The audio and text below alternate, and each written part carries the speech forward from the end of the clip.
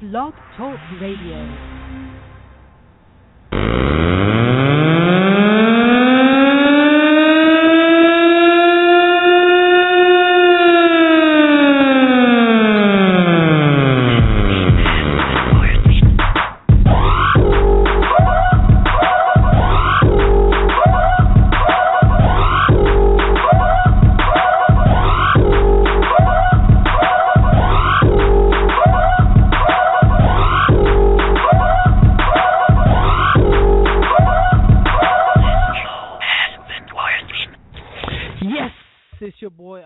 Once again with another edition of Quarantine Radio, and tonight we have on the show Tiffany, which I will introduce a little bit later. But before we get into all that, just want to update on everybody on everything that's going on with Quarantine Radio. Right now, I've been speaking on it a little bit about the speed dating event that was supposed to happen this weekend, but we're postponing that. And right now we are looking at probably April 11th. So we're going to update everybody on everything that's going on with that situation and everything. But right now we are looking at probably April 11th, pushing it for the spring and everything. Like I said, we analyzed the whole event. It was supposed to be like a big event or whatnot. And I was trying to push it for close to right before Valentine's Day, which is Valentine's Day is next week and everything. And I wanted the speed dating event help people get their date before Valentine's Day, but everything wasn't going the way that I wanted to, the way that I envisioned. So I was like, I was gonna postpone it so we could promote the event like the way that I wanted it or whatnot. Other than that, we are working on a mixtape. Actually working on 3 different mixtapes. If you've heard me talk about before, like I got a couple artists underneath the Quarantine brand and whatnot. Then we're going to be working on the actual Quarantine Radio mixtape. I got a couple artists that we're going to be doing collaborations or whatnot. Never collaborated before, and we're going to see how that goes or whatnot. But other than that, we're going to go into some music, and then when we come back, we're going to introduce Tiffany and then see exactly what she's been up to since the last time she's been on the show. But first track that I play, I just got this track in my inbox. Sometimes I will get tracks from mainstream artists. I don't know anybody have heard this track yet. It's Madonna featuring Nas with Vinny Vici. This is Madonna featuring Nas, Vinny Vici. Giving them my all is what got me here. So I don't fear the things that they say don't do. Yeah. Even to myself was never hard to do. But the hardest thing was getting you to believe too. Motherfuckers talking now and never, but I wanna be now and forever. Yeah. Now and forever. That I wanna be now and forever. And they keep saying my time is coming. I tell them time is nothing. I'm just out here on my grind, and I stay humble, I stay hungry. Motherfuckers talking now and never, but I wanna be now and forever. Yeah. Tears of a clown fill up this broken glass and then drown the here and now. Say nothing is forever, especially fear and doubt. So never is my reflection in heaven's the mirror now. Ow. It's so much pain in the truth, but nothing's keeping me from what I came here to do. Been the same since the youth, never changed, this is true. Speak these storms in my brain, it's like it rains in this booth. See, this ain't about no homies, got a few friends and I got a few phonies. Ain't about ends, ain't about a new wins, ain't about who win, ain't about who cold. This is about moments for the chosen and those who grow hope. That maybe we can find a place to be more than they believe that we could grow. And I know, can't hold. despite all the shit that you go through. Despite all the pitfalls, call a sick job, got you facing foreclosure. We rose up like a rose up from concrete, who would've known her? So my timepieces, no Rolex, this my piece of time, my moment, own it. Motherfuckers talking now and never, but I wanna be now and forever. Motherfuckers talking now and never, but I wanna be now and forever. Man, they keep saying my time is coming, I tell them time is nothing. I'm just out here on my grind and I stay humble, I stay hungry, mom. Motherfuckers talking now and never, but I wanna be now and forever. Yeah, now and forever, we want it now until better moments will come, allow us to rise above our oppressors. Yes, we feel we deserve it, you find me somebody better. My mind is a mighty mountain to climb it, you facing Everest and forever. It's a mighty long time and forever. It's how long I'll be alive and forever. Forever, ever, forever, ever. Stand for Oscar, for Trayvon, for Mega Evers, and there's no weapon shall prosper. No stress and it's no pressure, no speculation, no gossip. We professional prophets, we walk no vest through the violence. Learn old lessons from new friends, bring hope to a city that's dying. And I promise not to quit, and I'm so honest. My conscience kills me shit, but I ain't dying.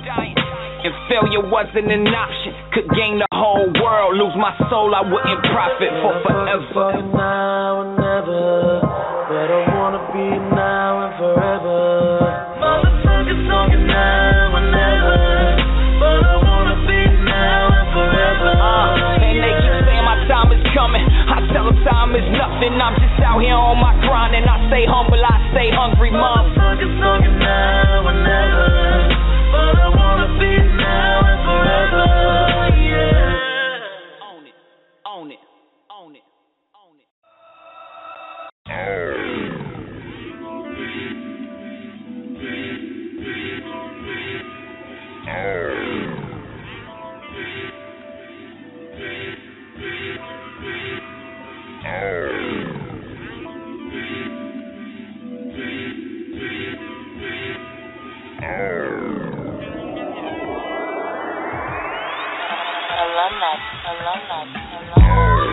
You can feel when I'm in your company.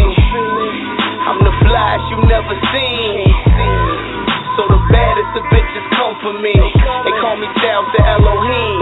God aura. God aura. Can you feel it? This is God aura. Nigga, I got a job for you. Bow to the Elohim. God aura. Goosebumps on my women's skin. My women friends say Egyptian gold is what you must have dipped your image in. I say you probably right. Another cigar we light, feel like we under Picasso's Starry Night with every bar he write. I'm a figment of your desire, miss. No preaching to the choir. Moments after you acquire Chris, the street is our environment. For now, my only requirement, you keep this on the hush between us. Quiet shit, beyond the boss. It's more than just a vagina toss. She looked at me a major gain, looked at you a minor loss. I lay her back on designer cloth, the flyest loft. Keep her wet, no need for drying off. The ghetto Hyman Roth. Oh, in my ministry it awaits for you. I'm more than capable to have that energy escaping you. I'll make it new, I'm like the baddest bitch professional. A blessing in the box, I'm like a Catholic confessional. I'm here, baby. You can feel when I'm in your company. I'm the flash you never seen.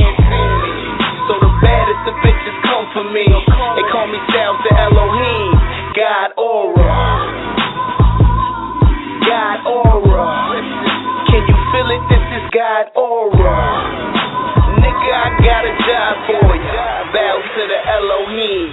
God aura. Food for thought, my dishes are truly decadent. I'm 5-star chef and shit. They know I do this for viewers truly intelligent. No disrespect to my predecessors, just know that I'm doper than you could ever get. And skepticism to a minimal now. I mean, they still throw subliminals out, but this is spiritual wow. Beyond vision, more a design mission. We was conditioned. All my niggas is omniscient. Keep it calm, listen. Don't let energy get the best of you. I'm Tiles the Elohim, the celestial intellectual. Real niggas see my reflection, say it's refreshing new. Fuck a fake niggas impression of what we blessed to do. The battle's near, you niggas hooked up the lavaliers. I'm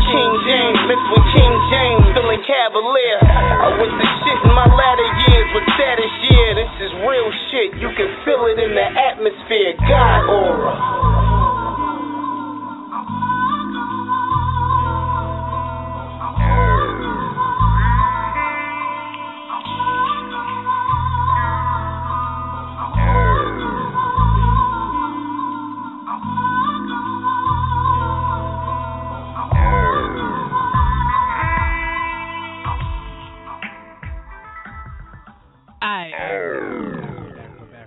We're back. First track was Madonna featuring Nas with Vini Vidi Vici. Second track was Jay Gunn with Now and Forever. And third track was C Styles with God Aura. All right, like I said, tonight on the show we have the lovely Miss Tiffany on the call. Tiffany? Hello? Hey. Hey, how you doing tonight? Awesome. How are you? I'm doing good.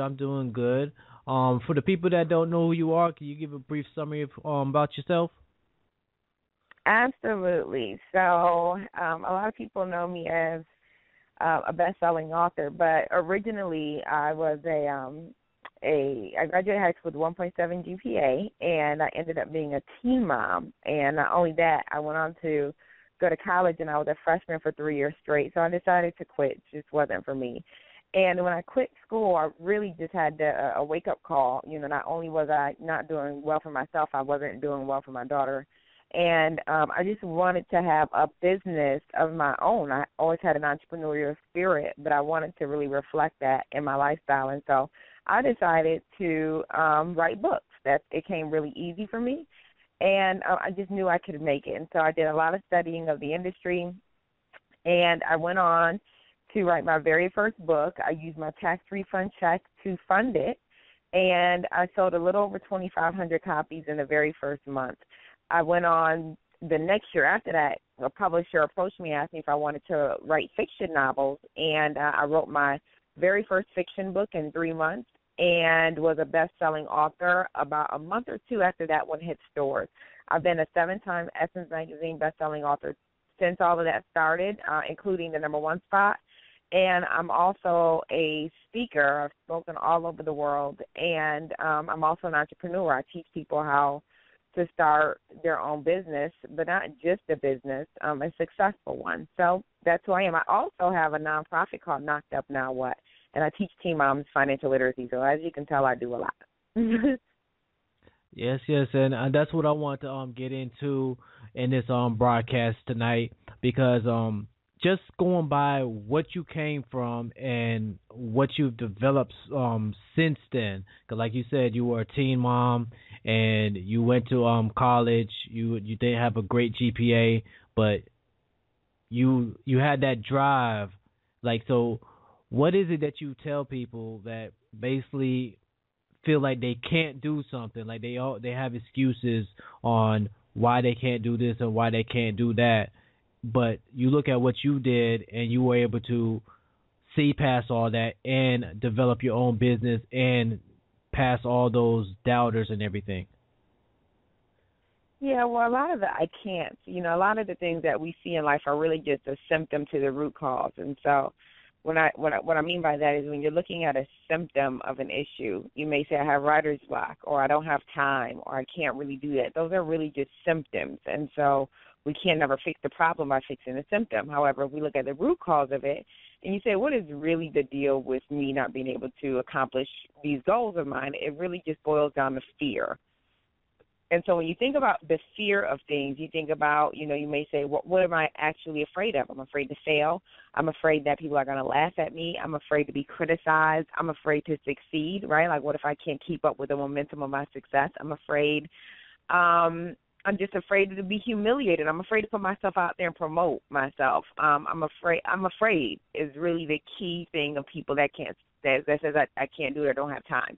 And so what I like to do is, number one, just have people ask themselves, do I really want to be an entrepreneur, right? Because we're in a day and age where everybody is kind of pursuing passions and they want to be entrepreneurs, but the truth is everybody's not meant to be one. This is not an occupation that is for the masses. It really takes somebody with self-discipline, somebody that has a drive, somebody that even if they don't know what they're doing is not really afraid to put themselves out there.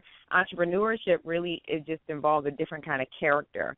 And there are some people that are meant to work 9 to 5 and have more structure, and nothing's wrong with that, but it's really important for people to find out who they are and what's really meant for them, because a lot of that fear could be because you're not really supposed to be an entrepreneur. And so fear is really just the main point of it. Until people figure out what that fear is, they'll never, kind of get out of that hump. That's an interesting point that you make about not everybody, like everybody wants to own their own business or work for themselves, but like you said, not everybody is meant to have that. Because like I ran into a couple of people that are not willing to go that extra mile to. They say they have a passion for something, but they're not willing to go that extra mile to obtain that dream that they say that they want.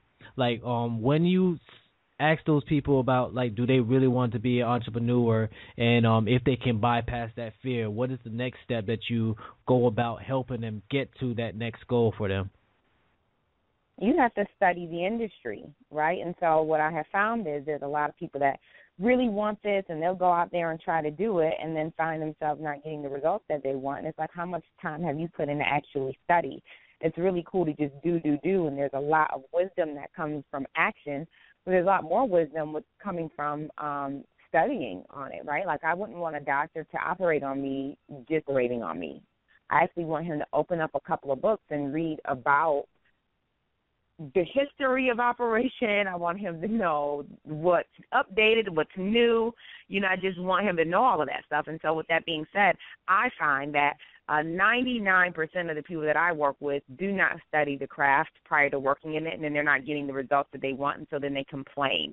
And so I'm a huge advocate of education. Even though I was not able to learn a traditional way, I'm still very much so self-taught and very, very into just continuing education. Marketing changes all the time. Branding changes all the time. We're in an online world. Things are changing all the time. Instagram right now is getting more results for people than Twitter and Facebook combined. People don't know that. The algorithms of Facebook just changed, meaning if you put a link on Facebook to go to your website, Facebook actually shows it to less people because they want you to buy advertising. If you don't know those things, you would think that your business isn't doing well. You would think that if you told people to go to your website and you only got one like or 2 likes, you're like, man, people really don't like my stuff. That's not true. 98% of the people didn't even see it because Facebook didn't show them to them. So you have to really study what these new algorithms are, what the consistent changes are in the industry. And if you don't, you're screwed.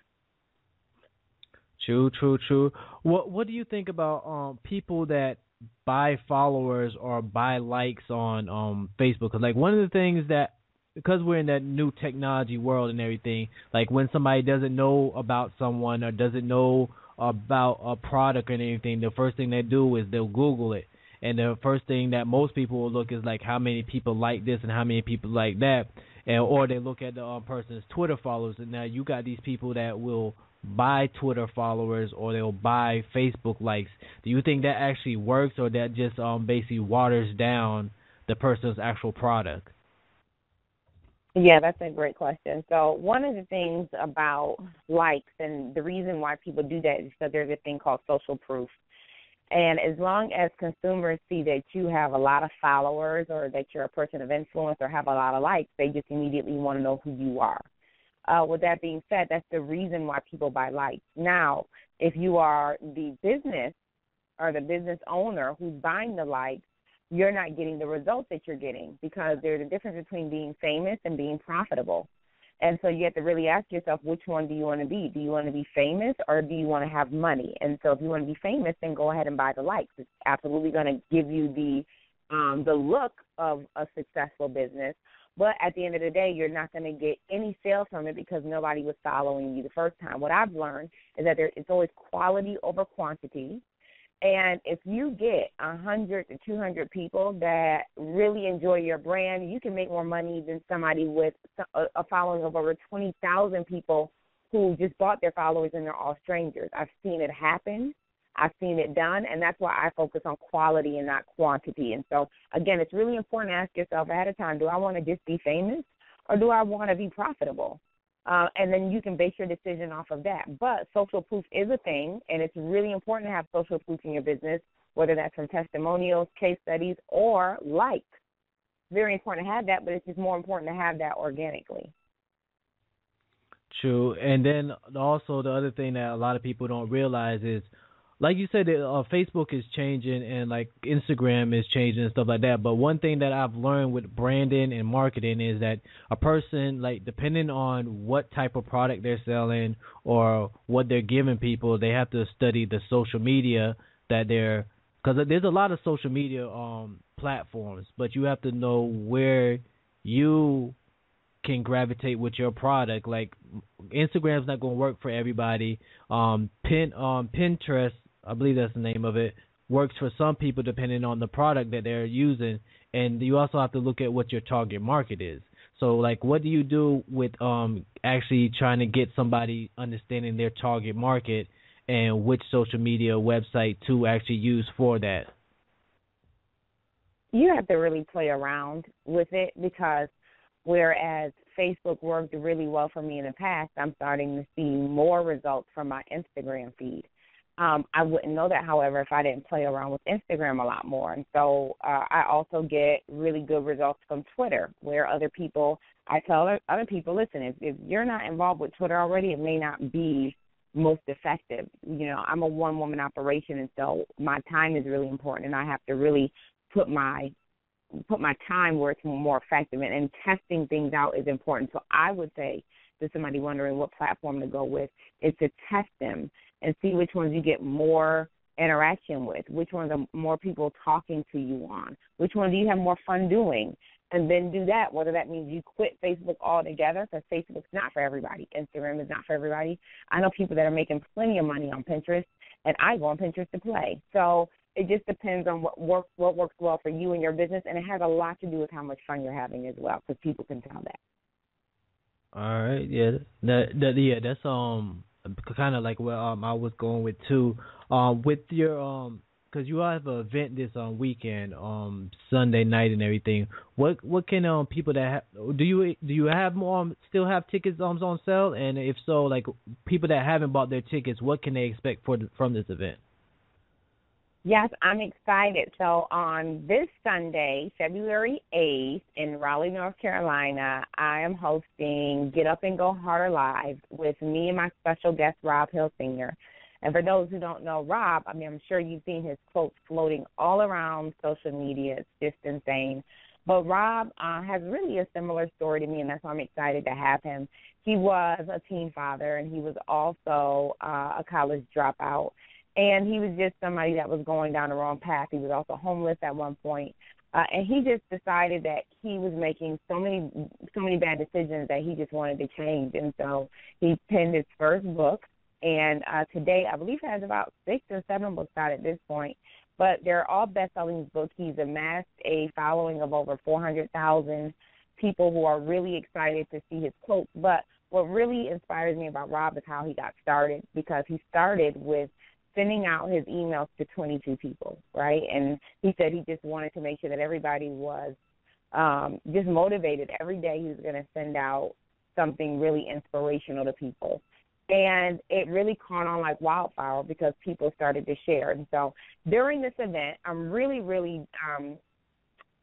my thing is, I see a lot of people content in life, right? I see a lot of people not only content, but who have been defeated and can't really get back up. And that really pisses me off. And so just the whole message of my brand, Get Up and Go Harder, means to not let life defeat you. And even if you do fall down, get up and fight harder than you did the last time, because it's only done when you say it's done. And I want to motivate everybody during this event, from his story and my story and the discussion and the Q&As, to just say, listen, we want to spark something in you that's going to get you motivated to say, you know what, today's my day, this is my year.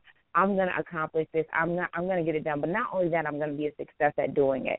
And so you're definitely going to leave there with just a spark in you that needs to be fulfilled to the world. People are waiting for your gifts and talents, and we're just excited to be able to be the one to push you out there to do it. It's kind of crazy because I know the newcomer. I'm trying to think of his name. It's crazy because I'm always posting his quotes. I know his name is Tony, but I'm forgetting his last name. You know what I'm talking about? Yeah, he kind of has a similar story too, where he was down on his luck as well, and then like it's crazy that these some of these people, like they're most of them motivators, like they just sit out there, they put out these quotes, and then people start tweeting them, retweeting them, posting up on Facebook and stuff like that. So it's kind of like the main thing that I like about these people is like they're people that didn't give up. They were down on their luck and they didn't give up, and here they are trying to help other people. And like you say, a lot of people are content on where they are, and like sometimes it kind of upsets me when I see a person that is content where they are in life and they really don't have much in life. Like, it's not a bad thing, but at the same time, like, you want to strive for more if you haven't reached that ultimate goal and ultimate prize in life. But some people, like, they're just comfortable where they are. And like to see some of these people that are keep striving and striving to get more in life, and you see where they came from, and now you see where they are now. It should be motivation for some people, but some people, they just don't get it. Like, so what do you say to some of those people? And you're asking me, what do I say to the people who just don't get the motivation? Yeah. Here's the thing. I've learned a long time ago not to give my energy to people I have to explain too much to. I have, in the past, worked on the dreams of other people more than they worked on them themselves. And so since I have a gift, I think, of seeing the potential in people, it's also a gift and a curse, because while I see your potential, you may not see it in yourself yet, which means you're not going to do what I told you to do because you can't believe it. And so what I don't do is push people to believe anything, or I don't push people to be motivated. I plant the seed, and maybe next year you run into somebody else that's going to water that seed, but God ultimately gives the increase for it all. So I just do what God tells me to do. I talk. And I talk and I say whatever he wants me to say, and if you get it that one time, cool. If you don't get it, cool. But I just let go of the message that God asked me to put out, and after that I leave. But I no longer hold the burden of people not doing it because I feel like they should be ready. I don't know where everybody else is in life right now, mentally, emotionally, spiritually, and so I give the message and I keep it moving.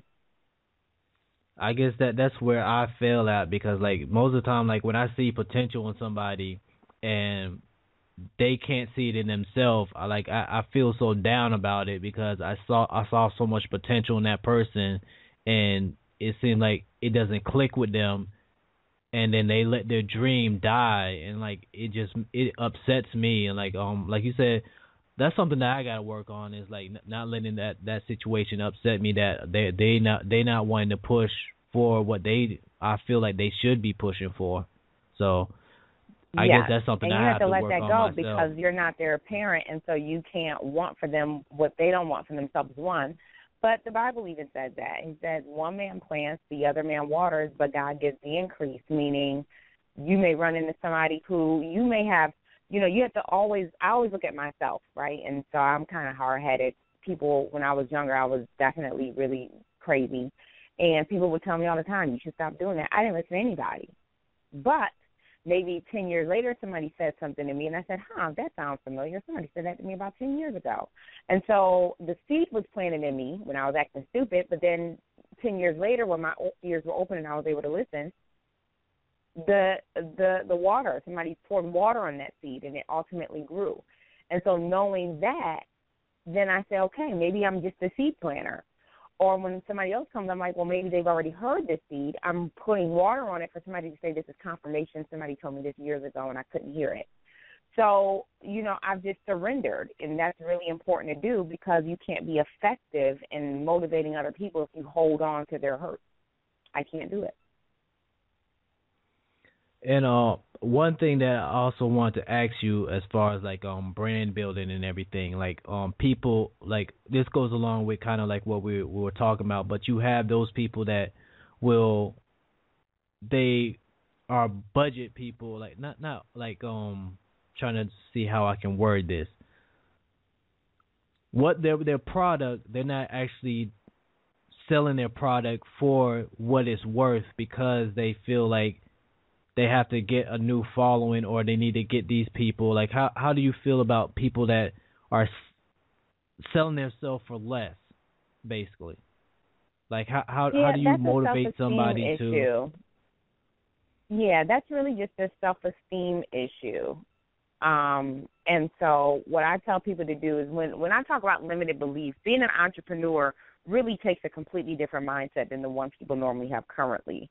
It takes a completely different mindset. And so I would like to backtrack when you ask me what do I tell somebody who wants to be an entrepreneur. On top of studying your craft, I would say study mindset and how your mind works, because you truly get what your mind is set out for. I hear people say all the time, well, I can't really charge that. The money's not out there. And I go, oh, that's why you're getting the results you're getting, because that's true for you.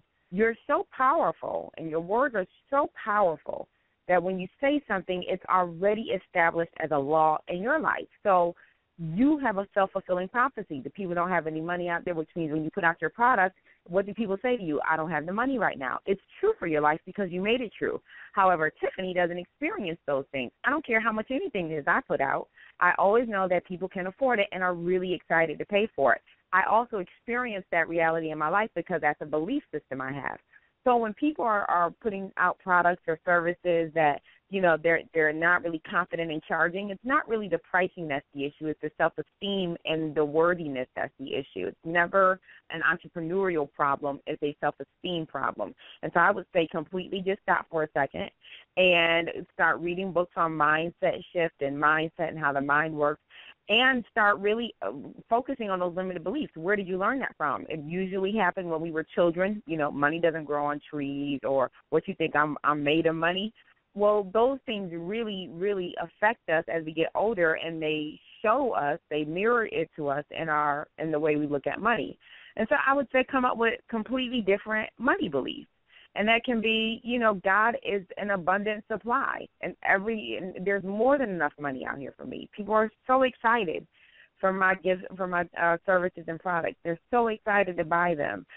What I do is so unique, and it's only because everybody has fingertips, right? So you may be like, well, what I'm doing is not really all that unique, Tiffany. But all of us have fingertips, and all of our fingertips, while we all have fingertips, we all have different fingerprints. And so what you may be doing is not unique. Your voice is, and the way you're doing it is. And so, it's just so many ways to look at this, but one of the great ways to start is to change your mind about how you look at money. That's what I did. And as soon as I started doing that, I was able to up my fees and my charges and my prices, and people love to pay them. Do you feel like when a person, let's say a person does start off with like the budget and discount products and then stuff like that, and then they want to up their fees, how do they rebrand themselves to get away from the people that saw them as the discount? They like the people, they see their high prices, and they still want to come to them, try to bring down that price and everything. You don't even focus on them anymore. So you write out your new target market. Who is your new target market? Write that down. Write down the name of one person. Mike. Where does Mike work? He works in corporate, or he works in radio, or he works in entertainment. Wherever Mike works. How old is Mike? Mike is 32. How much does Mike make a year? This much. What does Mike enjoy doing for fun? He likes to hang out with his family, or he likes to hang out with his boys, or, what does Mike feel about business? He's willing to invest in his business, and he's really excited about it. Write down everything you can think of about Mike. And now with your marketing efforts, anytime you market your stuff, you're going to talk just to Mike in the marketing. Like, hey, I know how you are. I know you're a family guy, you love your wife and you love your children and you're a young man. And so I really have, love to help you promote your stuff. And because you're talking his language, he's more likely going to listen to you. And the people, I wouldn't worry about the people that, you spoke to in the past, because those people are going to fade away anyway, or they're going to rise to the equation, but they won't remain in your life the same. They have to change either way.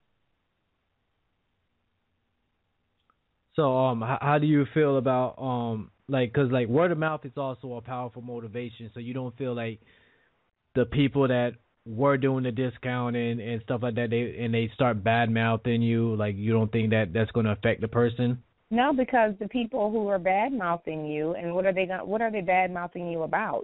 Because you raised your prices? Yeah, that's Help me be mainly clear on what they're bad mouthing about.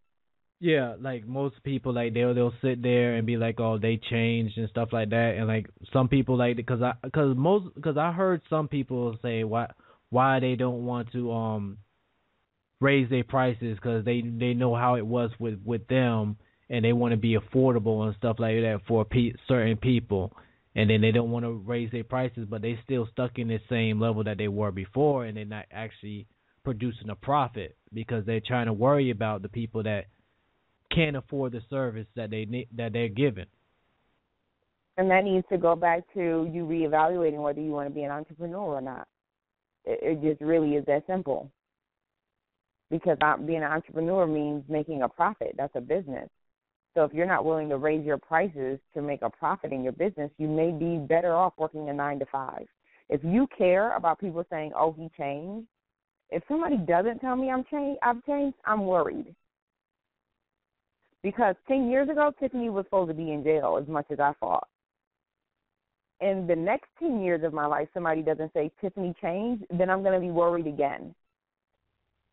But I would never work that hard to be around people who didn't, one, challenge me to change, who weren't excited that I raised my prices because they knew I deserved it. I wouldn't be around those people because they're dysfunctional and they're toxic. But it sounds like those entrepreneurs are really trying to hold on to the dysfunction of it all. And again, I would say to them, if they were in a coaching session with me, I want you to reevaluate you becoming an entrepreneur and then call me back when you made your decision. I wouldn't. And because, again, it goes back to me not pushing people to do something they're uncomfortable with. If you want to continue to change your prices, here's the thing. Me, I want to be rich, right? I want to be Tiffany Montgomery. I'm going to be multimillionaire. I have 2 children. I want to travel the world. I want to hire a nanny to do that. When I do travel the world, me and my family are flying first class. When we do that, I have a nanny that comes with me, and we're going to Saint-Tropez for 2-3 weeks out of the summer. We're doing these things. We're having a good time. I also love to give. I want to make an impact in the world. That's why I have my nonprofit, Knocked Up Now What. I also give to different causes that are not of my nonprofit. I enjoy a lot of things. Those things cost money. Me being able to be home with my children when they come home from school costs money. With that being said, because all of the reasons I want to be rich are really for me to be a better family woman, I know that I have to raise the prices to do that. It increases the quality of our lifestyle. So I would say to really figure out outside of your business, just personally, what do you really want in life? Do you want to be a philanthropist? Do you really want to make an impact in this world? You cannot make an impact for free. It costs money to do that. It costs money to feed the homeless. It costs money to clothe people. So I would write down what is it that you really want in life, just in general. Outside of the material stuff, and write down the material stuff. There's nothing wrong with that. Like I said, I'm flying first class. I don't want to be on a plane and coach. I just don't.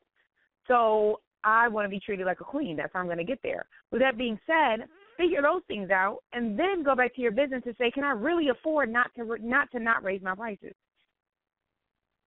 And the answer is almost always no. I can't. I got to raise my prices. If I'm dedicated to giving $10,000 this year to an amazing organization, I need to be making more money. If I'm guaranteed that in 2015 I'm going to give $20,000 to this organization, I need to make a lot of money. Okay, Time to reevaluate. Okay. Yeah, I can understand that. Yeah, because like I said, there's some people that don't, and like you said, one of the things that I know that I slacked on from something that you did tell me about is I never made my vision board. But could you explain the vision board? Cause like you kind of explained that we talk about jot down and stuff like that. But one of the things that you told me is like seeing that those pictures and vision is more vivid and everything, and it helps the person. Could you explain the vision board more to people? Yeah, and so I got it from a book called The Success Principles by Jack Canfield. I read that book back in 2005. But just overall, I didn't realize that most Olympians, or really all Olympians, their coaches make them go through this process, and it's a visualization. So they close their eyes, and before their workouts, they visualize themselves at the Olympics, and they visualize themselves winning. And studies have proved that visualization is even more effective than actual practice. That's how powerful your thoughts are. That's how powerful your perception of an event is, that it's actually more effective than you actually doing physical training. And so I always say, get a vision board, put it next to your nightstand at night. It could be a small one, it could be a super big one. My vision board at this point is as tall as I am. I got like a huge poster board from Office Max. It was like $50. It's really, really tall. I'm looking at it now, like I can never like fill this thing up. It's crazy how big it is. Ridiculous. But you get these images and you put them on there, and you don't just put them on there and put it away. You really look at these things every day, and you smile, and you just imagine yourself as these things being already done. And it's just worked wonders in my life. I made quite a few vision boards, and not just for fun. It's because I'm able to cross things off and say, cool, this happened, this happened, this happened. And it's really exciting to watch those things manifest. By any chance, did you ever watch the Gabby Douglas story? I did not, no. Oh, okay. Because, like, it came on Lifetime, and, like, she had a vision board. Like, she was, like, I believe, like, 6 years. I think their mother encouraged them. And in the movie, I think she was, like, 6 years old, and they had a vision board. And, like, she always had on her vision board to go to the Olympics and who her coach was going to be and stuff like that.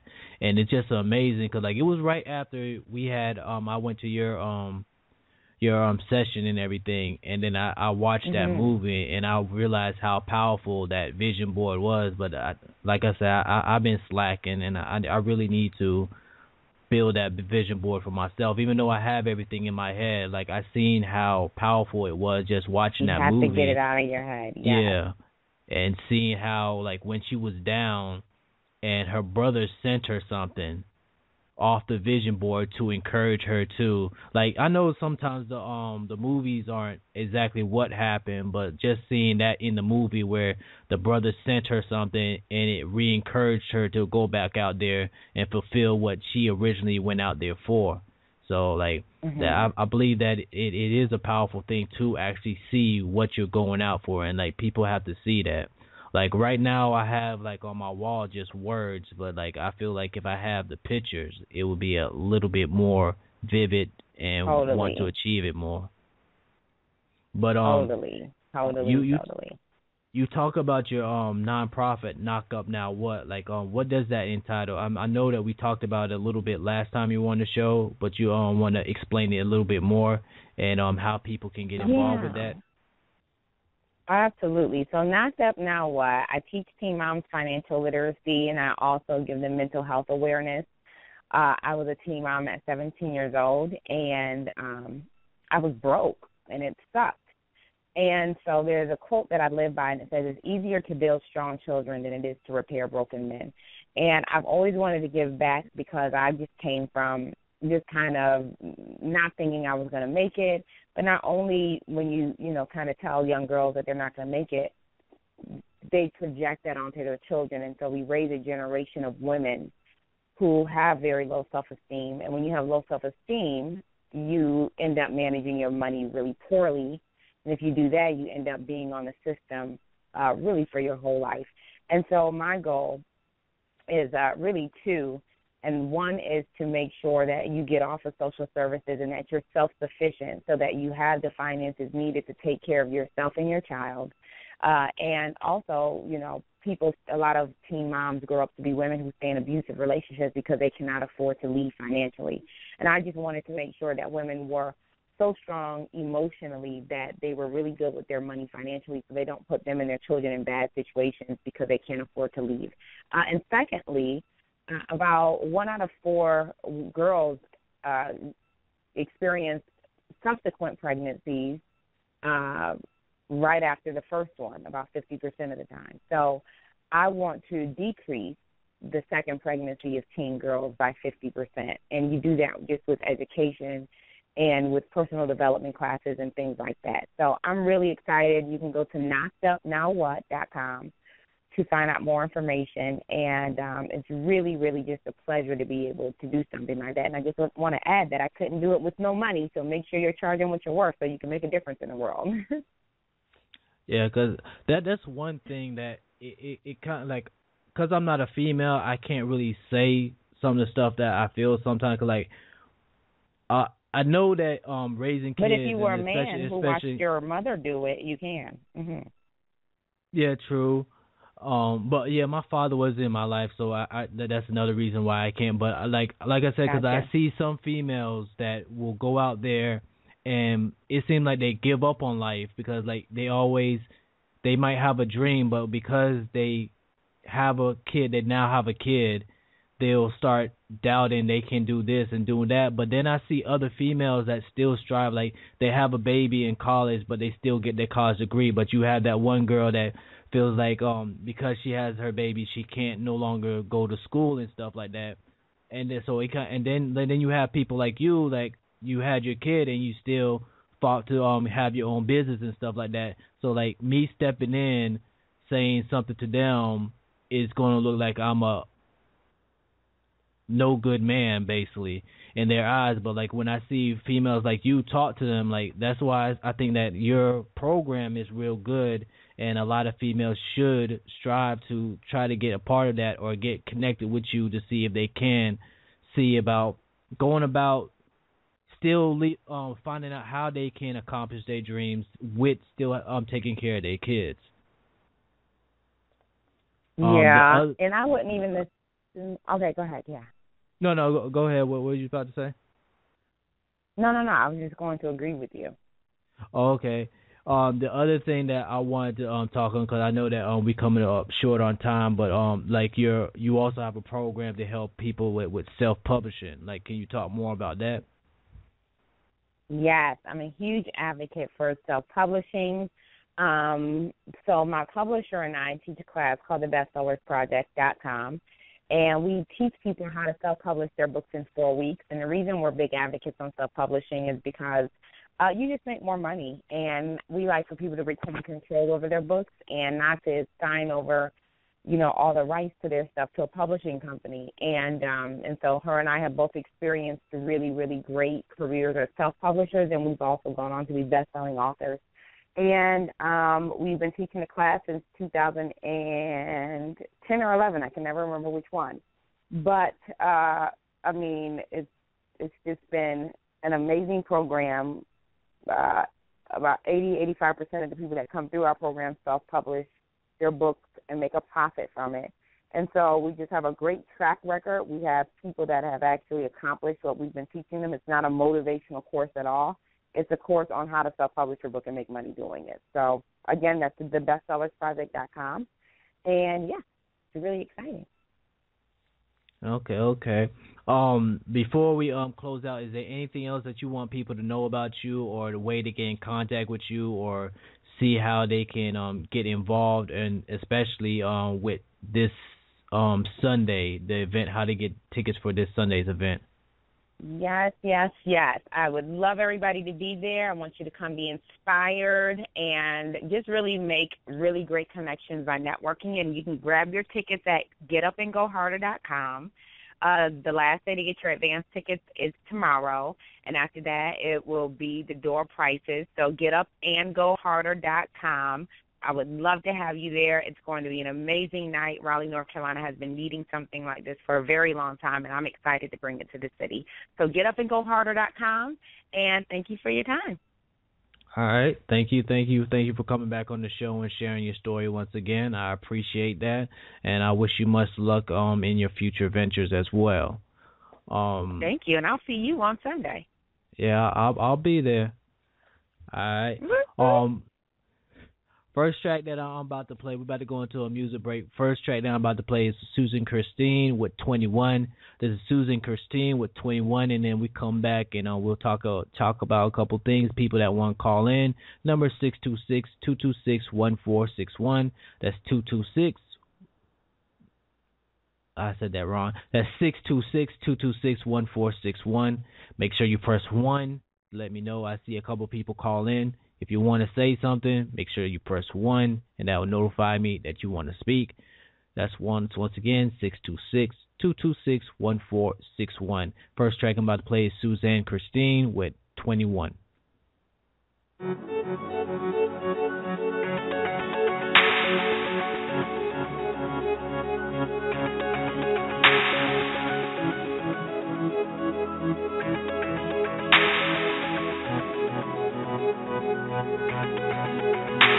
My imagination's been running wild. Can't seem to turn the noise down from the crowd. Keep wondering how things will be when you come around and sweep me off my feet. Baby, you got what I want and all I want is you. You got that kind of love that make me wanna improve what I'm gonna do. Baby, I choose you. Baby, I choose you. You're the lucky one. I'm feeling love. Just hit that 21. I'm feeling love. Our years have just begun. I'm feeling love. Like you're the one. I'm feeling like. I'm feeling like. No fake IDs, no perpetrating. I know it's real, cause now they hating. Yeah, I'm feeling so lucky. Yeah, I know it's a gamble. Ain't nothing we can't handle. Cause you got what I want and all I want is you. You got that kind of love to make me wanna improve. What am I gonna do? Baby, I choose you. Baby, I choose you. My lucky one. I'm feeling love. Just hit that 21. I'm feeling love. Our years have just begun. I'm feeling love. Like you're the one. I'm feeling like. I'm feeling like. Waiting on you. Baby, I'm waiting on you. Waiting, baby, I'm waiting on you. Waiting on you, baby, I'm waiting on you. Waiting, baby, I'm waiting on you. I'm feeling love. Just hit that 21. I'm feeling love. Our years have just begun. I'm feeling love. Like you're the one. I'm feeling like. I'm feeling like. Just hit that 21. Our years have just begun. Like you're the one. I'm feeling like. I'm feeling like 21. Like you're the one. 21. Like you're the one.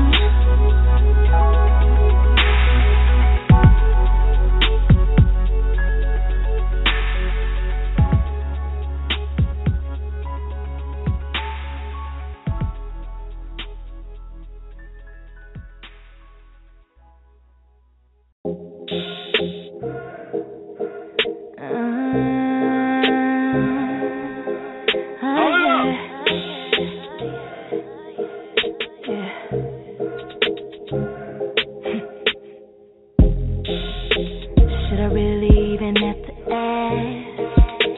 About to let you have it on this track. Should I swag it out just like this, babe? Oh, you mad cause you the one got played? Nah, I don't need to say too much. I was more than just a one night touch. You forget all the things I taught you, babe. Shit, I made you who you are today. I love the way you hate me. Keep you tripping, going crazy.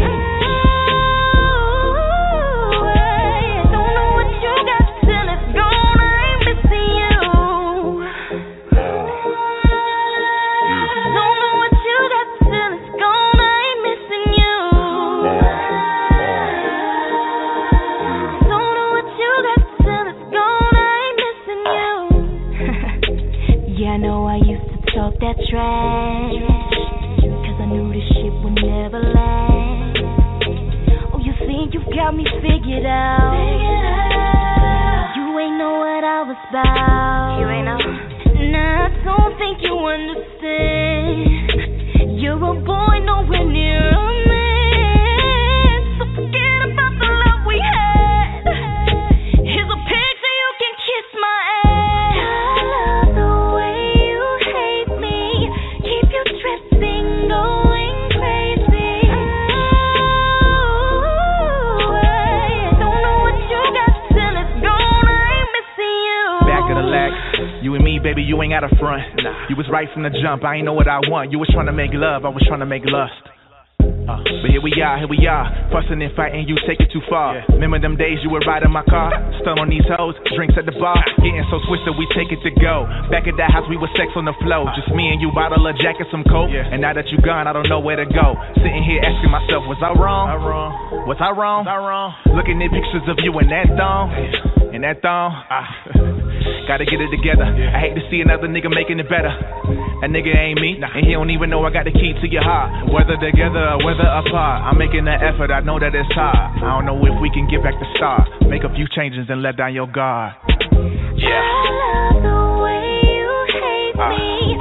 Keep you tripping, going crazy. Don't know what you got till it's gone. I ain't missing you. Don't know what you got till it's gone. I ain't missing you. Don't know what you got till it's gone. I ain't missing you. Yeah. Oh yeah. Say goodbye to the best you ever had, 'cause you ain't never gonna have me back. Oh yeah, oh yeah, oh yeah. Oh yeah, oh yeah, oh yeah. You ain't never gonna have me back, motherfucker.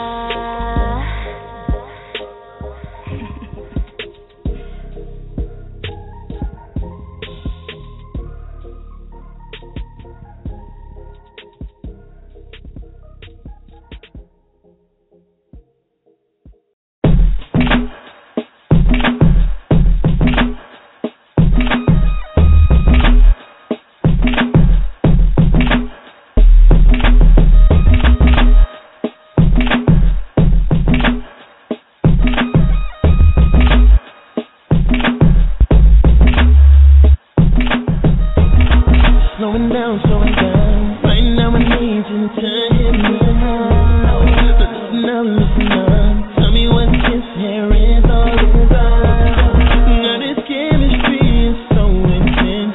Therefore, girl, I am convinced that this is right where we need to be. Oh, a woman of your caliber, with us to the challenger. Hey, I ain't no amateur, lady, I know how to handle ya. Make sure I see you by the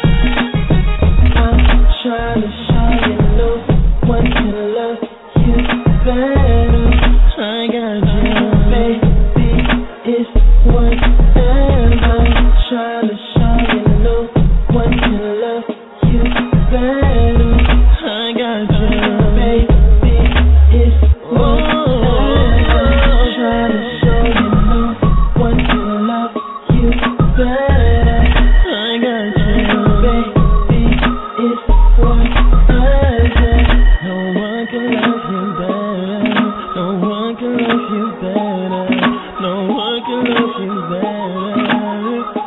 Oh no, I know you got a minute, baby. That's cool, baby.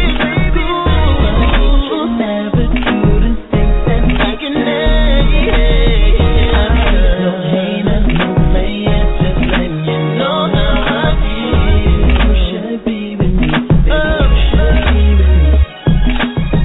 I know you got a minute, baby. But you can never do the things that I do. No hater, no player, just letting you know how I feel. You should be with me, baby. You should be with me. Oh yeah, it's JVI, rockin' with Dion Lee. It's JVI, rockin' with Dion Lee. G6. Don't get no better than this.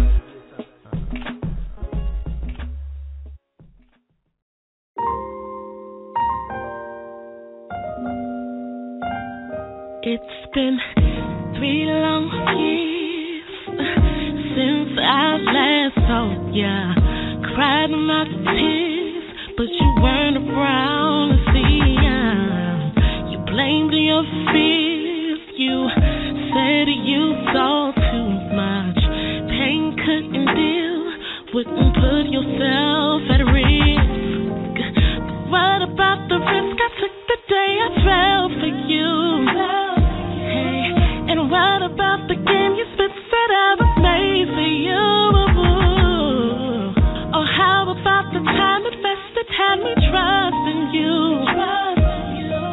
Now how am I the one neglected? Never once did I do you wrong. You destroyed my first love experience. So my first love. You destroyed my first love experience. So my first love, yeah, you. See, here's my problem. I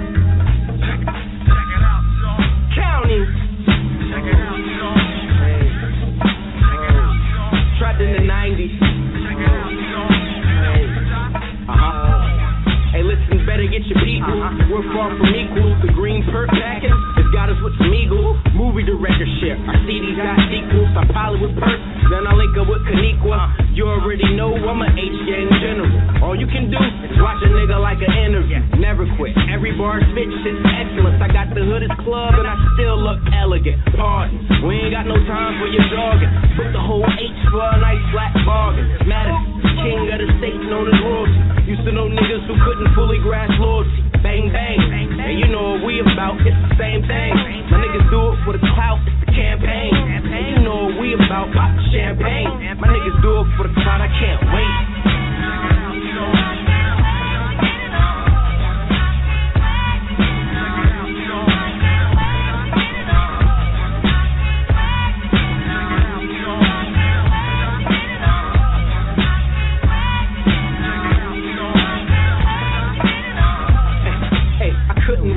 I looked like a fresh rag, vanilla sweet. My nigga light it, then you pass it. HGS call us the rappers that crew. Smashing bitches from Queens out to Kalamazoo. My lyrical skills be shitting on you niggas. I got it covered like hand mittens for you niggas. I pop the fifth, I got the gift. I come through, niggas move like they got the piss. I'm a lyricist, big bowls of Alfredo. I fuck with the college dropouts like Kim Cato. See you on the team, but really it's no Play-Doh. 6 rings on my hand like MJ though. Niggas trying to pray to the God like Tim Tebow. You nice? I'm like, no way though. Bang bang, yeah you know what we about, it's the same thing. My niggas do it for the clout, it's the campaign. Niggas know what we about, pop champagne. My niggas do it for the clout. And you know, can't wait.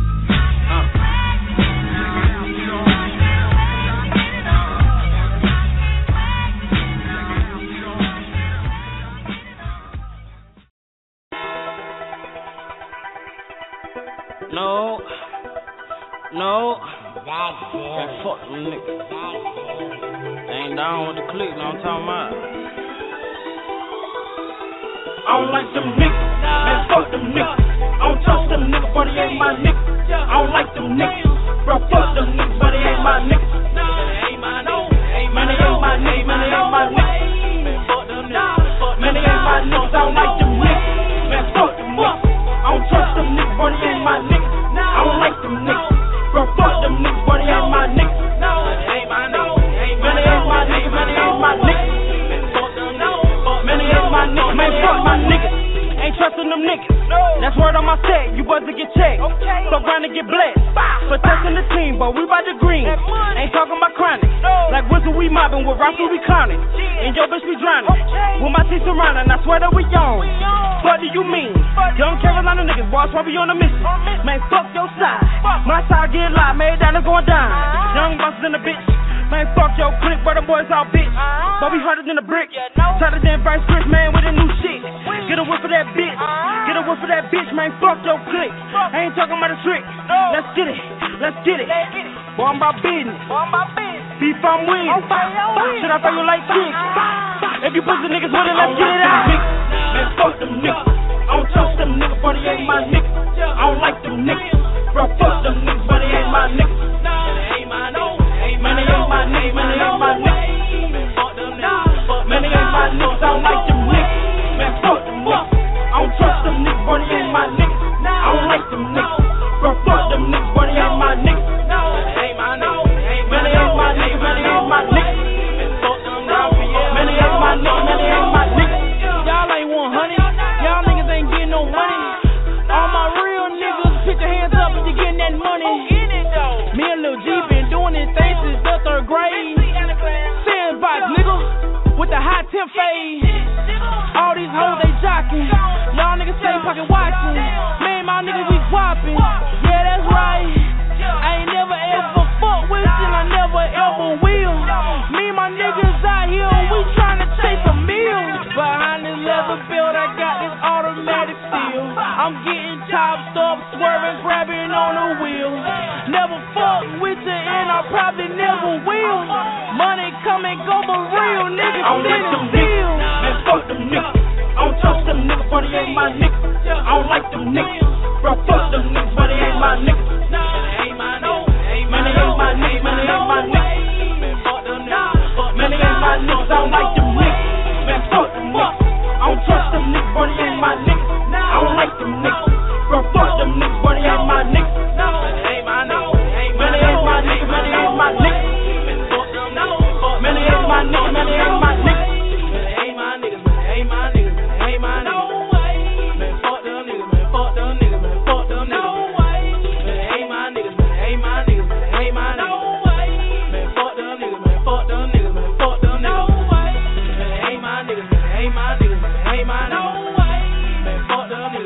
fuck them niggas, man, fuck them niggas. No way. Man, it ain't my niggas, man, it ain't my niggas, man, it ain't my niggas. No way.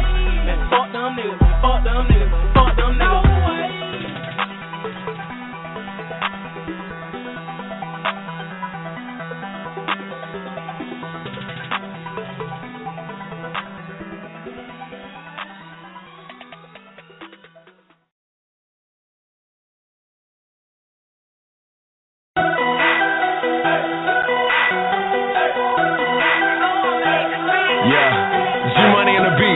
It's your boy Best Believe, and I got the homie Young Dread in this bitch with me. DBT my fucking click, DBT my fucking click, DBT my fucking click, I put nothing above this shit. DBT my fucking click, DBT my fucking click, DBT my fucking click, I put nothing above this shit. DBT my fucking click, DBT my fucking click, DBT my fucking click, I put nothing above this shit. DBT my fucking click, DBT my fucking click, DBT my fucking click, I put nothing above this shit. Throw it up for my click, loyalty before royalty, smoking out in the wheel, puffing a California tree, Michael Kors on my wrist, and my bitches spoil me, my partner catch the case, I got the budget for the loyalty. I'm a rich man, I'm a wild boy, I'm an astronaut, I'm a young king, I ball out, my money tall like Yao Ming when he's dunking. Take a shot, say a prayer, all of my homies are crazy as hell, if I'm not chilling with them then I'm probably deep as a pussy while blazing the air. Life is what you make it, and when you getting paid, every day you do the same shit. Stack paper with the motherfuckers that I hang with. Touch the payroll and go David Blaine bake. Poof. Copperfield, new LeBron, how you feel? My shoe closet got more kicks than the Brazilian soccer field. Recognize real when you hear me speak. Reppin' DBT till I'm 6 feet deep. DBT my fucking click, DBT my fucking click, DBT my fucking click, I put nothing above this shit. DBT my fucking click, DBT my fucking click, DBT my fucking click, I put nothing above this shit. DBT my fucking click, DBT my fucking click, DBT my fucking click, I put nothing above this shit. DBT my fucking click, DBT my fucking click, DBT my fucking click, I put nothing above this shit. Throw that pussy at me, girl, like a beach ball. All my orders with that weapon, all I do is draw. Talking hard, tell my nigga like me on probation. Ballin' in the streets without no hesitation. The girl like my sex, that's a medication.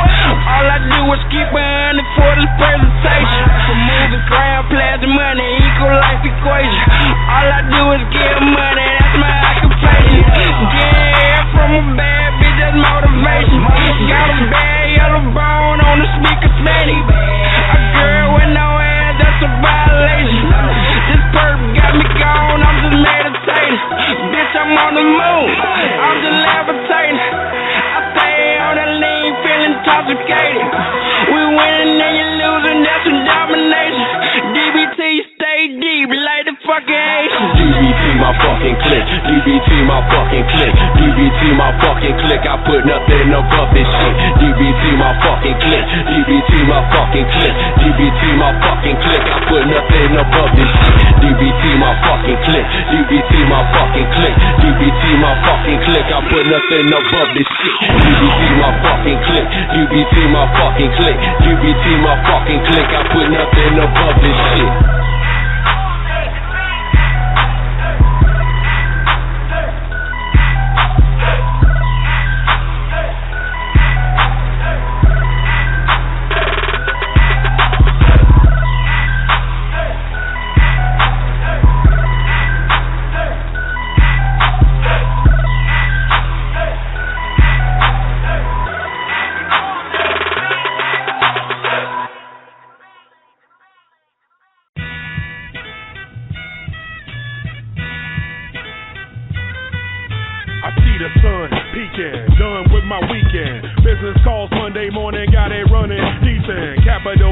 Made with rational discretion, waves data on the records explain the pain and pleasure.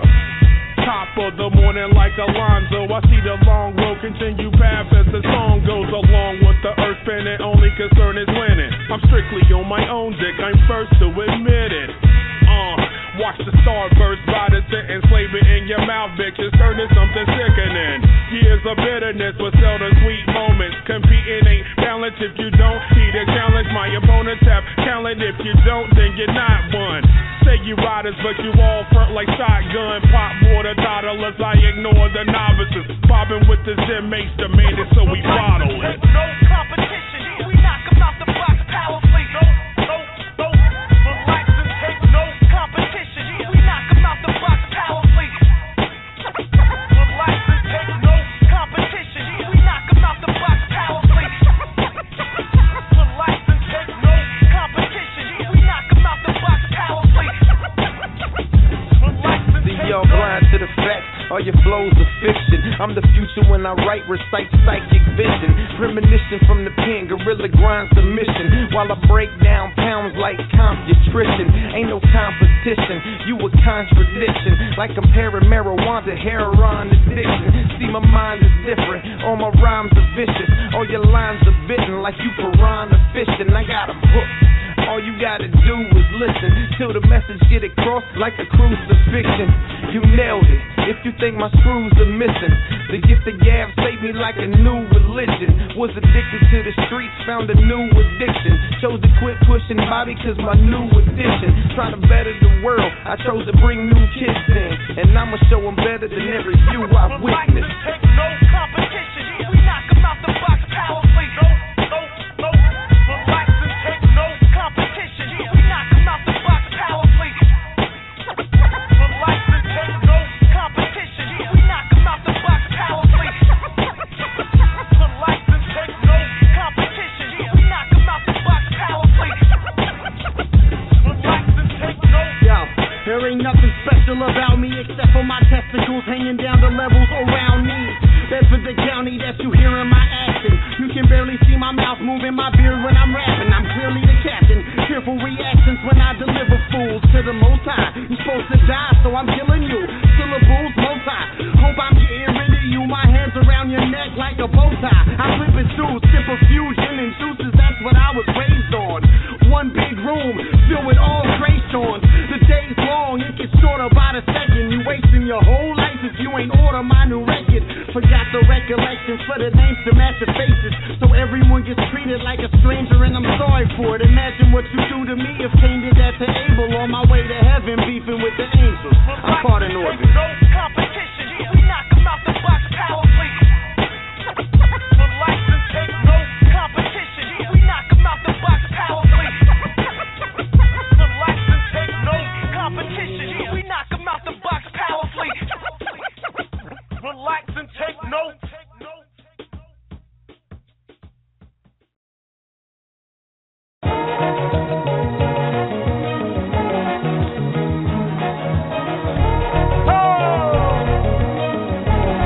Big up substance abuse. Damn.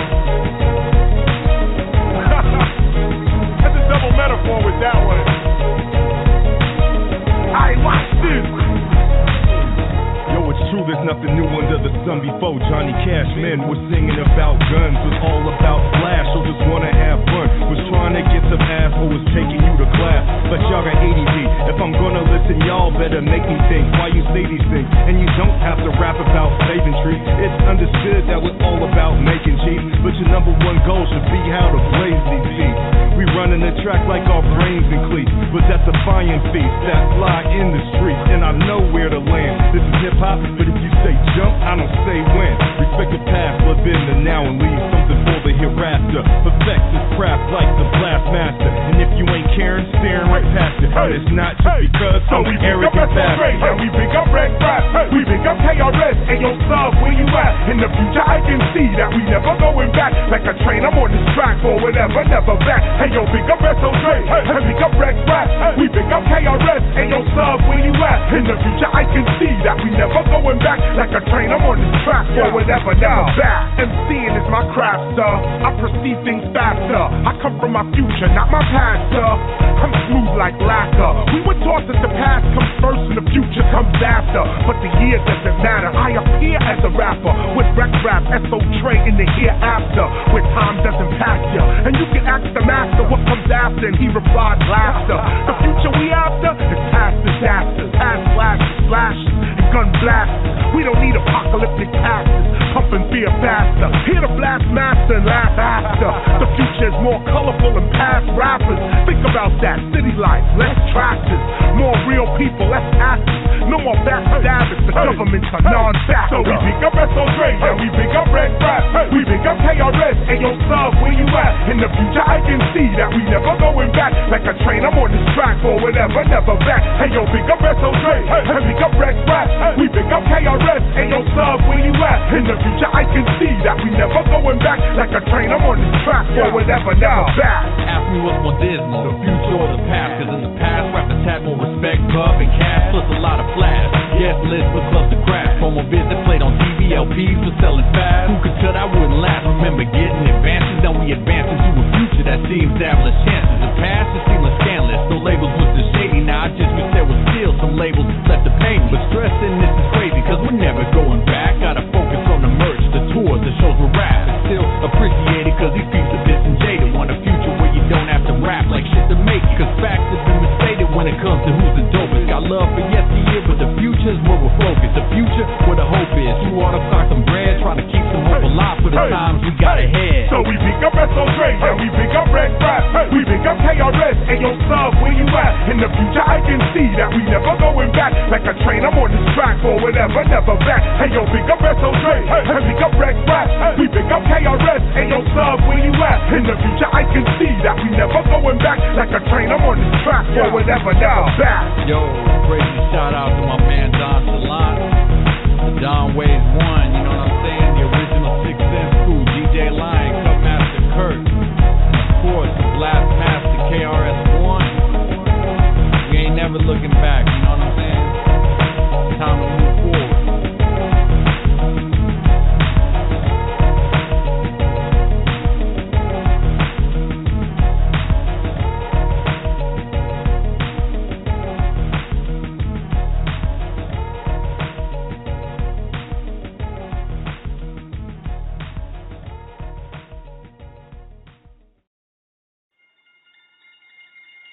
Street Knowledge Entertainment, baby. Yeah, it's the 4Q the question. You witnessing the rise of a Super Saiyan, Peter Jones. And this time, he brought the whole team with him. It's the SKE, motherfucker, where your mob at? Nigga, where your mob? Nigga, where your mob? It's the SKE, motherfucker, where your mob at? Nigga, where your mob? Nigga, where your mob at? It's the SKE, motherfucker, where your mob at? Niggas better watch where they mind at. New pilot hijacking their conscience, you heard? Content from a young scholar, preach to the nation. I don't crap low dollar, but I make them holler till they get strapped up from the ghost that they just swallow. From these words and these verses, these niggas malnourished. They hate like they ain't heard it for their own reassurance. When I'm at about this convergence, make non-believers learn that. Yeah, we came from the bottom, later on the top and we earned that. It's a new golden dawn, 007 with the golden arm. Take one shot, let it go, you're gone. These lame rappers keep holding on, we're rolling on. Yeah, from the sun up though, don't get scared when I run up though. Tryna say I wasn't on the come up though, cause they never heard me on the come up show. But we run these streets, run these beats like we're police. What's through the dumb is old to me. Crashing shit like DODs, you will see the takeover. Not Jigga Man or Jehovah, get your Philly hip hop makeover. Better yet, nigga, hang your space over, the break's over. It's the SKE, motherfucker, where your mob at? Nigga, where your mob? Nigga, where your mob? It's the SKE, motherfucker, where your mob at? Nigga, where your mob? Nigga, where your mob at? Peter Jones said kill these niggas. What I'ma do? I'ma kill these niggas. Cause I don't feel these niggas. All these nerd ass rappers and I'm tired y'all to little ass niggas. So I'ma show you how to do it though. When I jump in the studio, flow like fluid yo. Act up, pull a rug up, put it straight to your head, twist your shit like Coolio. Can't fuck with the shit that I'm on. Stay fresh to death in that Louis Vuitton. Bring heat like LeBron. Y'all niggas been warm. Ain't no rapper out you no fucking with Sean. Cause I'm so big when I do it. My style's got the game on locks. Fly like Mason, I'm more in depth. Low loony, so I got him saying, whoa, Black Rob, hold up. I'm about to blow up. When it's all said and the day you're gonna know us. They say hip-hop is dead, well you better be scared, cause I'm about to wake it up like Folgers. Y'all niggas is dead, y'all rappers is weird, y'all ain't no ghosts, no soldiers. Y'all some clowns down one, no beef, no it ain't Wiz Khalifa when my niggas roll up. Cause they got guns in the backpack, and a Mac in the back with a lack at. Pull up, let the window down like, what's up now, partner? And ain't no way you gonna stop that. S-K-E, motherfucker, where your mind at? It's the S-K-E, motherfucker, where your mind at? Nigga, where your mind? Nigga, where your mind? It's the S-K-E, motherfucker, where your mind at? Nigga, where your mind? Nigga, where your mind at? You know what time it is. Assassinate a rapper when I rhyme like this. World War III when I bomb like this. DJ Kamala rewind that shit. We good music like it's Kanye. I feel good with $100 bill on my entree. Lyrics be sick and the flow be crazy. Got the blueprint like it's Hobie, baby. Got an attitude like we fucking with the mister. Got a little buzz now, fucking with your sister. See, it's nothing to a nigga when I put it to a nigga. 4-5, cop back, that's a bullet with a trigger block. Smack dudes when I'm in a bad mood. AKA a bad dude, I bring it with the bad news. I'm too pretty for a teardrop tattoo. I'm too gritty for your hustle and cash rules. My mojo, when I come with the fofo, you better whoop, whoop, whoop, whoop, whoop to the po-po when I squeeze your photo. These fake friends is emotional. Man, I got the game in the remote control. World is mine cause I built the globe. First become enemies, then I killed some foes. All I really rap about is stacking money. Hustlers, they on the block. Rubber bands and rapping money. I was hungry after money. Now Ferraris lapping 20. Feel so good up in the hood. Look at you and laugh at money. Broke nigga, I ain't done yet. I'm too focused on my goals for a nigga have fun yet. Fuck a 600 bitch, I gotta drop less. And I told you the crunch that I got next. Old niggas better move over. I'm a new nigga, that's a new soldier. Got two bitches ride around, they be laughing in the new rover on the stage. Be with me, the show you better do over, nigga. Know where the competition and know where the proposition and the bitch they kick and roll, so they couldn't copy written. And they like, how you forget that with the rewind button and you gotta listen back. Why niggas try to rap with him? They better off try attacking him. Everybody with a Trinidad J's, I'm on platinum. You want war, you better grab your gun. S-K-E, motherfucker, where your mind at? Nigga, where your mind? Nigga, where your mind? It's the S-K-E, motherfucker, where your mind at? Nigga, where your mind? Nigga, where your mind at?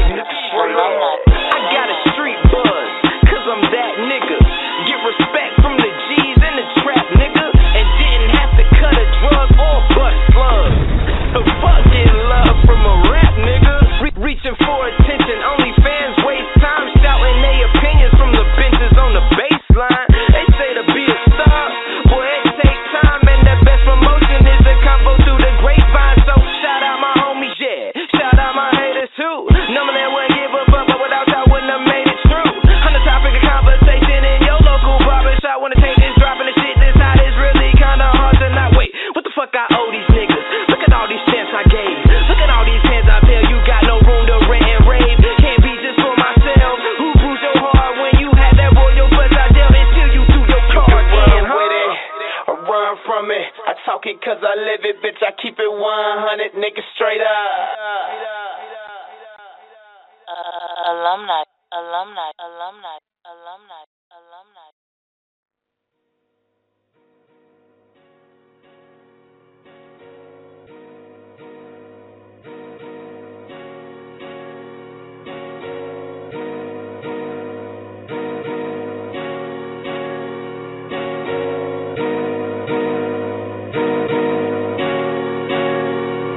If I don't live to see another day, hold on, don't worry my head. If I don't live to see another me, life goes on, don't worry my nigga. If I don't live to see another day, hold on, don't worry my head. If I don't live to see another me, life goes on, don't worry my nigga.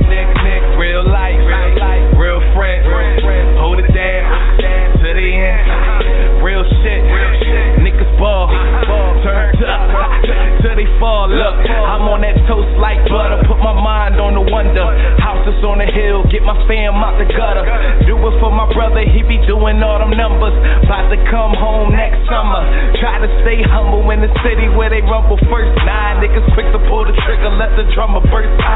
Really all that killing make my stomach hurt. Try to make a plan so when he land, he ain't running work. He ain't in the streets, he ain't doing shit because gotta make a living. He ain't moving, pitching bud.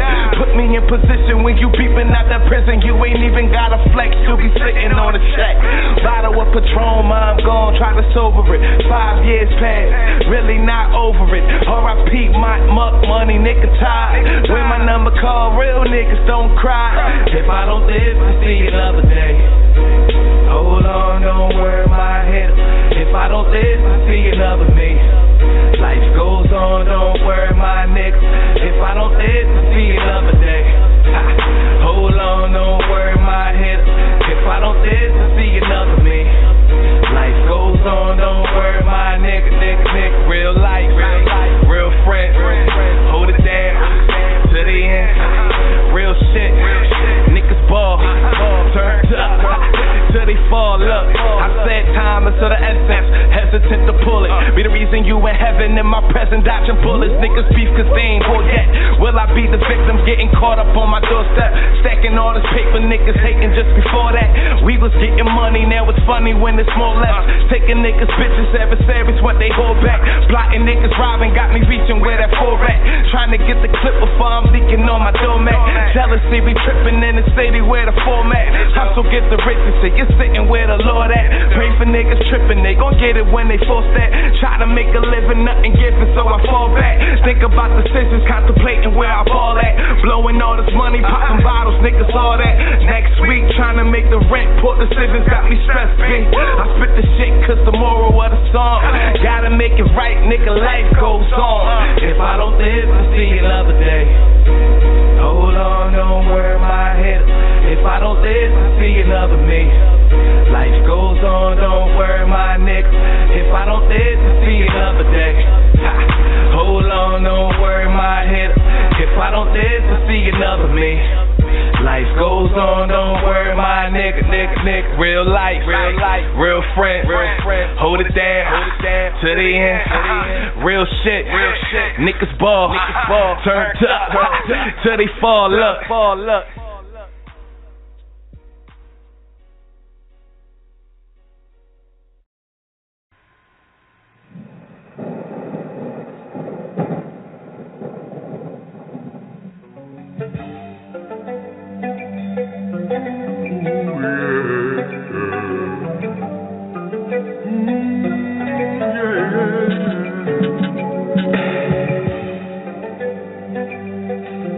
My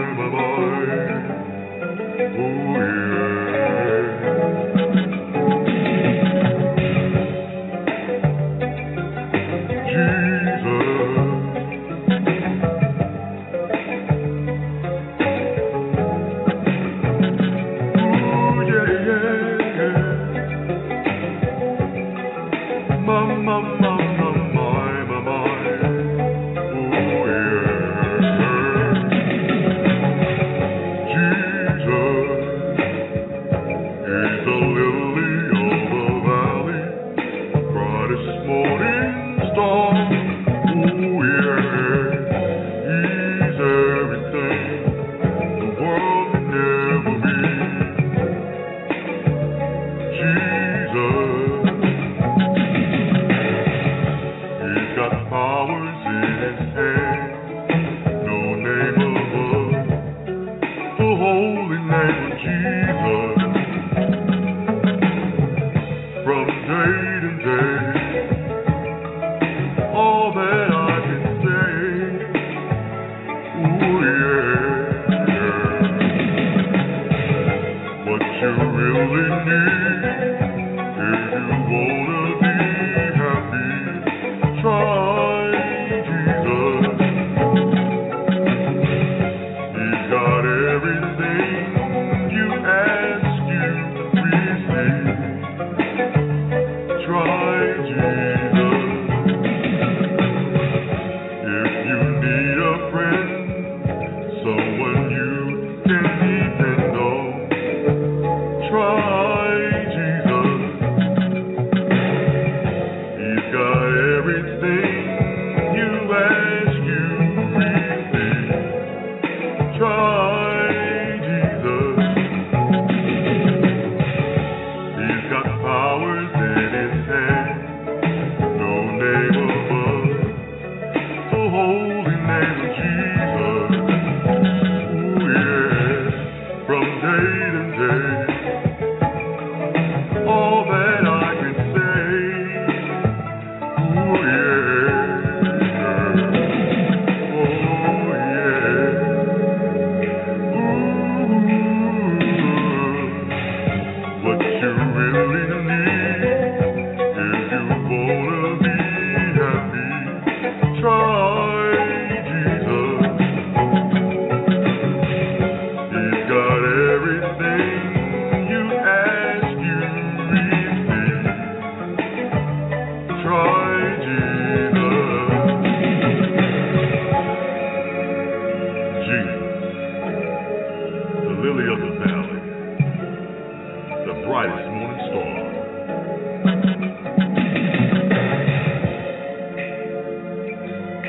The same today, yesterday, and forever.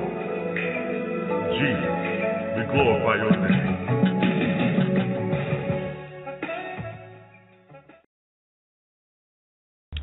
All right, we're back. I know that was a long music break or whatnot, but I just got caught up with playing all the music. But I'm gonna run down. I gotta remember where I started with the music. Oh yeah, first track was Suzanne Kirstein with 21. Second track was Brittany Camille with Missing You. Third track was J Vic with You Should Be. Fourth track was Rachel Marie with First Love. Fifth track was Madison J with Can't Wait. Sixth track was Little G with AMN. Seventh track was Best Believe with DBT's My Click. Eighth track was Pomac with Take Notes featuring Eddie Rugger. And now I don't know why I'm losing track. Ninth track was trying to read this name. I think it's Substance Abuse with Rear View featuring KRS-One. 10th track was Peter Jones featuring Trail Mac with 3. 11th track was J Rail Straight Up with C Styles and Ills For Real. 12th track was J.L. Biggs with No Worries. And our 13th track was The Hulk with Jesus Year. All right, so we're coming down to the last couple of minutes of the show or whatnot. I was waiting to see if MD was going to call in. One of the things that he's been wanting to talk about is it seems like the Mayweather and Pacquiao fight is going to happen. And if you've been catching up on the show or whatnot, you know that that's one of the things that he was talking about when boxing. MD's really into boxing and everything. That's one thing he's always been talking about. He never thought that this fight was going to happen. He wanted to come on the show and actually talk about what's been progressing. And we seen at the Heath game, Mayweather and Pacquiao met up, exchanged numbers. there was a little glitch in what was going on. The date wasn't set or whatnot. But a lot of people, like everybody, was saying that Mayweather was ducking the fight, and you have it's always people taking sides with this argument about why the fight's not happening. But the main thing is just, if this fight happens, a lot of people are like, is it too late? Is the fight too late? Like we've been wanting this fight for the longest time, and everybody's wondering if it's too late. Are we not going to get the fight that we wanted when we first wanted the fight? So MD, like we're going to get him on the show or whatnot, because like anybody that's been listening to the past shows and whatnot, they know that he's real passionate about boxing and everything. So we're going to see exactly what's going to transpire with that whole situation. But other things that's been going on, a lot of people know the situation that's going on with Bobby Brown and Whitney Houston's daughter. I haven't caught up on what's going on with the update on that situation, but she's basically fighting for her life. There's a lot of stories about the family giving up on the situation, and then the last thing that I saw, that Bobby Brown was upset with new stuff about what hold on one moment. Caller. Yo, what up? What's good? Who's this? What up, man? This is MD, man. What's good? Oh, what's good, man? Coming on at the end of the show, I was just talking about the Mayweather and Pacquiao fight and everything. What did you want to say about it? Man, it's still up in the air, you know what I'm saying? So, and I mean, the negotiations, you know, it's been better than last time, you know, because, you know, at least they finally met up. And that's Pacquiao and Mayweather. They finally met up and, you know, talked it out. And that's something they never done. But it's still a lot of things to be hashed out. Everybody's waiting, you know, for them to announce the fight when I think, you know, it always takes a while for Mayweather to announce his fights, you know, because one of his fights, or I don't know if it was the last one or the one before that, you know, he didn't announce it till like February the 13th, you know what I'm saying? So I'm just I'm hopeful that, you know, that the fight is going to be made, you know, because if it doesn't, it's going to be a big backlash on both of them, but mainly Mayweather, you know what I'm saying, regardless of who's at fault or not, you know what I mean? So right now, man, I don't even want to hear nothing until, you know, they say the fight is announced, you know what I'm saying? Both of them say, you know, contracts have been signed, you know. Can't really. A lot of reports of, you know, Arum, Pacquiao's promoter, saying a lot of things. It's like he's involved in negotiations, but he lies so much you can't really even take what he said. You know, you gotta wait till Pacquiao and Mayweather say, or at least Mayweather say, you know, I've signed the contract. You know what I'm saying? Because Pacquiao's talking about he signed the contract before, and there was never no contract. So that was a lie, and they don't never call Pacquiao out on that. You know, so he's on camera saying, you know, I signed the contract, and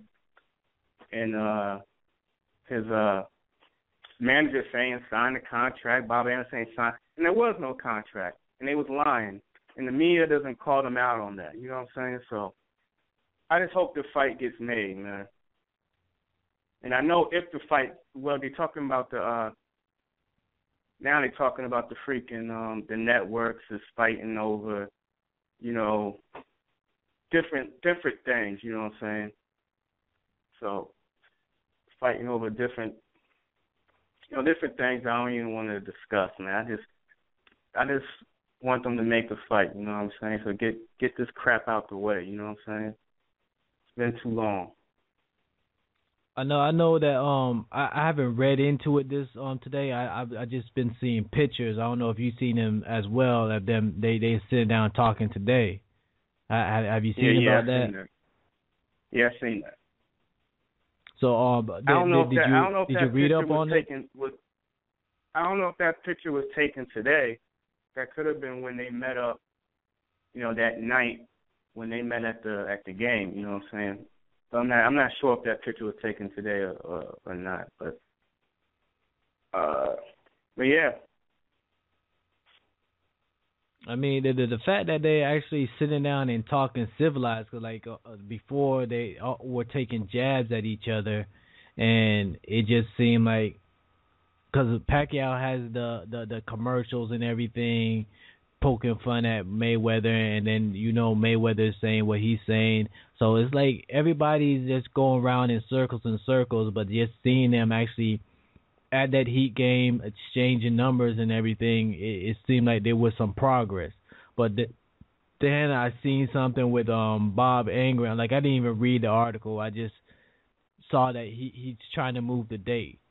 Like, I don't understand what's with the date. Like, why doesn't he want to fight in May? Like, he said something about in June and stuff like that. Well, what's the significance of the date? Man, he's just talking crap, man. He's just talking crap, man. There is no dispute over the date, man. He's just, every time the fights get a fight, they talk about negotiating, a fight gets close, he starts pulling stuff out of his you know what I mean? So that's why I said you really can't take you gotta take what he says with a grain of salt, man. Because he be saying a whole lot of stuff, man, a whole lot of inaccurate, stupid stuff. So you just there is no dispute over no dates, man. He's just saying crap, man. That's it. Because I seen a video of another guy, a third party person, talking about how it's Bob Arum, and then Bob Arum was like, he's not at fault. Like, I didn't read the whole article, but I just seen the title, and the title was Bob Arum saying, I'm not at fault for that. But you have so many people that will sit there and they will blame Mayweather, or they'll sit there and blame Pacquiao, and then you have this middleman. But then when you actually see them meeting up with each other and sitting there talking with one another, it seems like there's progress, and that's what. But then, like, I thought there was progress, but then I see stalls and negotiation again. So it's just crazy. It's a crazy situation. Yeah, man. You just have to cross your fingers, man, and hope the fight gets made, man. That's it. I think we should know something by at least, February 14th, man. Sometime. But you never know. So, did you watch the Super Bowl? Yeah, most definitely. Well, what did you think? It was the worst play call of my lifetime, man. As soon as that happened, man, I said beast mode, man. I know everybody around the country said beast mode. Cause I know everybody said it. Everybody said beast mode, man. When that joint happened, man, and it's crazy. It's crazy, man. Yeah, because that's totally on the coach, man. Totally, man. On the coach or the offensive coordinator. definitely on them, man. But all in all, that was a great game, man. You can't take nothing away from Brady, man. Can't take nothing away from him, man. And what Russell Westbrook, is that his last name? I forget. Yeah. No. Russell Wilson. Westbrook. Wilson. You're Wilson. thinking about basketball, man. Oh, then yeah. Yeah. He's gonna win. He's gonna win more rings, yo. But the only way they could avenge that Super Bowl loss is if they win one next season. They have to win one next season, and then some of the sting will get taken away from it. But it can't be the season following. It has to be next season. I mean, it's going to be real hard for them to get back to the Super Bowl, I feel. And like Russell Wilson, like he needs better weapons. Like exactly. the wide receivers are all right, but like he needs better weapons. And they gave away some of their good weapons. Like I understand that they say Percy Harvin was have some problems behind the scenes or whatnot, but it's gonna be hard. Like they live and die off their defense and that run. And for some reason, because of Marshawn Lynch's personality, I guess they didn't want to give him the ball at the end of the game. But it seems stupid to me. But it's gonna be hard for them to make it back, I feel. Man. Yeah. You never know, man. So yeah, what you were saying about the receivers though is true, man. They don't got no playmakers, man, as far as receivers that can make a play after the ball, after the catch or whatever. But I think he did pretty good with them, you know what I'm saying? For what he had. That was one of the greatest Super Bowls of all time, man. Yeah, but it's just the way that it ended, though. It had some good plays. It was real tight and everything, but the way that it ended, like, I don't know. Yeah, the way it ended, that's what makes it so epic, man. It would have been epic either way, man. If they would have came back and won, it should have been epic. And the way they lost right there, that was really epic, man.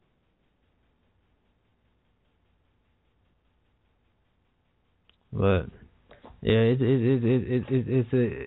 it's gonna be hard for them. I feel it's really gonna be hard for them to make it back.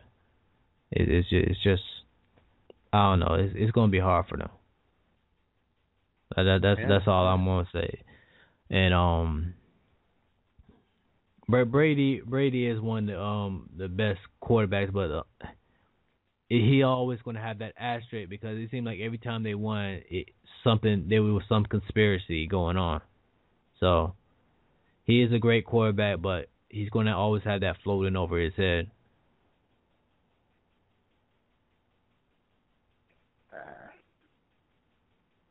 As far as to me, well, I'm just gonna remember he's just a great quarterback, man. I see what you're saying, with all the stuff I could, but to me, he's just, he's a great quarterback, man. I said, you never caught that. He's dangerous, man. You can never count that dude out, man. You've seen the guy do this shit a lot of times, man. So, I gotta respect that.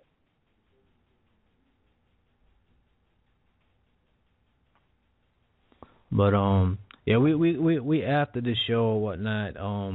I appreciate you calling in and giving. We're gonna have a whole show, talking about this whole situation, like when everything starts to unfold and everything, because it's coming close to that time. But yeah, My bad. I'm in the daze right now. I was trying to take care of something else as well, but we on the after show or whatnot. We had a great show. I appreciate Tiffany coming on once again and giving her feedback on business and building your brand. It should help a lot of people and everything. Other than that, is there anything that you because like it's been a minute since you've been on the show. Anything that you want to say to the people listening and whatnot? No, man, I love what you're doing so far, man. I've been listening. So, I just want to say everybody keep tuning in to Quarantine Radio. And I'll see you next time I'm on, man. All right. So, yeah, we got a lot of like you heard me like right after Tiffany got off. Like I played a whole lot of music. We got a lot of music on deck. Like I know some of the music I played over and over, but I got some new music. To tell the truth, like how I go about playing the music, it's not I don't have favoritism or anything. Like I just go by. I try to set the mood with the music, so I don't go from one music to the next and stuff like that. I try to set the mood and whatnot. So like if I don't play your music, it's not because I don't like it or whatnot. It might be I haven't listened to it yet, and like I'm kind of scared to play because like that last track that I played, I'm not saying anything bad about it, but I tried to give it a chance. It was a gospel rapper and everything, and I'm not going to say nothing bad because it's a gospel rapper or whatnot, but it didn't fit the mood, and it just threw the whole mood off, and that's why I had to stop playing music. Did you hear it, man? The last track that I played? Oh, daggone, his thing dropped. But yeah, but I appreciate everybody listening and whatnot. We catch y'all Tuesday. I got a couple people coming on and whatnot, but yeah, we'll catch y'all next Tuesday.